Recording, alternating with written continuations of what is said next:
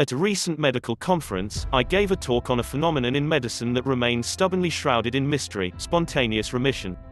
Spontaneous remission is supposedly vanishingly rare, and is brushed off as a kind of fairy tale unworthy of real scientific investigation, and yet this talk was heavily attended by curious medical professionals. Spontaneous remission is exactly what it sounds like: the sudden and unexpected remission of a disease that's expected to progress, usually one that's expected to progress fatally. Instead, the disease reverses course, regresses, even vanishes completely. Cancer fades mysteriously from the body. Tumors melt like ice cubes on a hot summer day. A patient shoots past her expiration date, apparently unaffected by her terminal diagnosis, maintaining health and vitality long past what doctors thought possible. Spontaneous remission isn't as rare as we thought, we just aren't talking about it. Nor, I believe, is it random. Why does it happen? The standard response in medicine is that we have no idea. And further, we have little interest in finding out. Spontaneous remission is a random stroke of luck, some would say, a miracle. But overall these cases are considered too random, too rare, to offer us anything of scientific or medical value. We dismiss them as flukes and outliers, we don't include them in our research. And we certainly don't talk about them with patients. We don't want to give people false hope. And yet when I asked my audience at the conference, a room full of physicians from all over the country, how many of them had ever seen a spontaneous remission in their career, almost every hand went up. I then asked how many of them had written up the incident for the medical literature or otherwise reported it. The hands dropped. Spontaneous remission isn't as rare as we thought, we just aren't talking about it. Nor, I believe, is it random. And the hope it offers is anything but false. I began studying spontaneous remission almost 2 decades ago at the urging of a friend who told me she was seeing real recoveries at a spiritual healing center. I brushed it off, assuming that any supposed miracle healing could be explained in any number of ways: misdiagnosis, wishful thinking, a disease that was going to resolve anyway. But more reports flowed my way, cases with hard evidence of diagnosis and recovery that I could not dismiss. Like the story of Mireille Bunnell. Mireille's doctors have a nickname for her, the Miracle. In 2014, she was diagnosed with advanced metastatic melanoma, which presented as a large tumor in her neck that threatened to cut off her breathing and blood flow. Her doctors worked to shrink the tumor to make her more comfortable but broke the news to her that she would not survive. 7 months later, the tumor was gone. All that remained was a wispy, inky swirl, a shadow left behind by the tumor that had almost ended Mireille's life. What happened? Her doctors had no idea.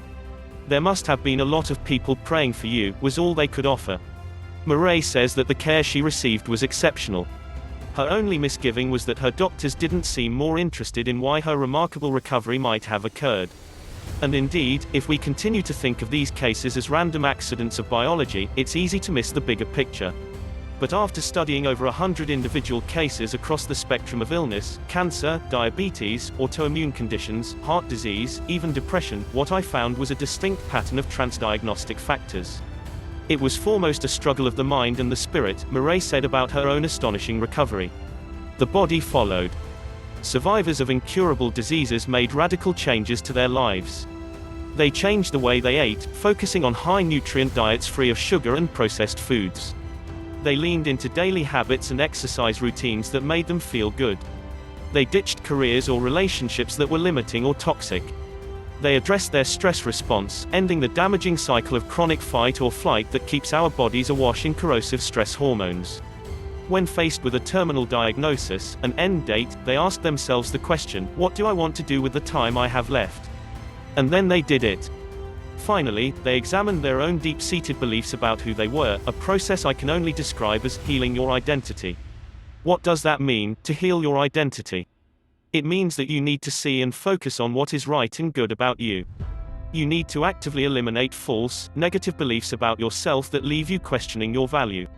One of the most common things that people have said to me over the years is that it took an illness for them to wake up and realize that they needed to stop taking care of others or responding to the perceived expectations of others instead of also doing what it takes to create life and well-being within them.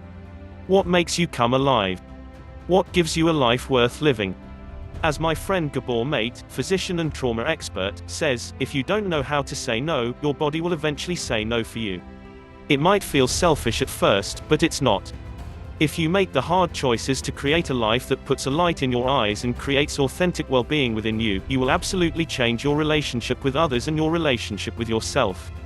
When that occurs, it is sometimes astonishing what becomes possible in a mind and body.